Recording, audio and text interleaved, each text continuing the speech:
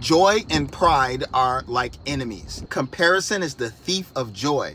Well, I believe that comparison is the vehicle that pride used to steal that joy. We, when we compare, are being prideful. And one of the ways that it's very obvious that we're being prideful, if you dig deep enough, is when we are comparing ourselves to others, or we're comparing our accomplishments or the gifts that we have to others people's gifts. What we're doing is we're saying that somehow God got it wrong. We're saying that somehow God, though he's in control, that somehow he overlooked one. And that one being you. Lord, you overlooked me. You gave me the wrong gift. You gave me the wrong task. You gave me the wrong job. You gave me the wrong life. What we're saying is really, Lord, I can do it better than you. I can do it. I would have chosen something different than you that would have been more perfect. We need to be humble. We need to accept whatever it is that God is giving you, that he didn't make a mistake. And he didn't. Whatever the gifts that you have is the gift that God gave you. He knew what he was doing. He gave you your gifts for a reason. And if you would take the time to appreciate the gifts that you have, that will welcome joy.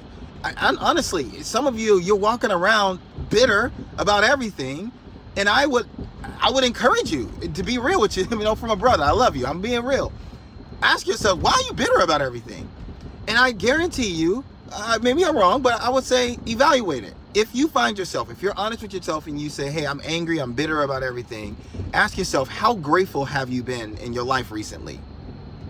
Ask yourself, have you been comparing yourself in any area recently? Even if it's a quiet comparison. You know what I mean? I'm not talking about the comparison, the people who compare and they are loud about it and they complain all of the time. Maybe you're not a complainer, but just because you're not a complainer doesn't mean you're not quietly comparing yourself to others. You dealing with imposter syndrome? That's comparison. I dealt with that. You dealing with imposter syndrome? That's a quiet comparison. It's also the thief of joy. It also is the vehicle that the enemy used to steal your joy. Stop letting the enemy steal your joy. Stop comparing. Accept the gifts, accept the life, accept the calling that God has given you. Accept the people that God has placed in your life. Maybe you got some people in your life that God didn't put there. But the people that God has placed in your life, accept it. And stop comparing. All right, God bless you. Peace out.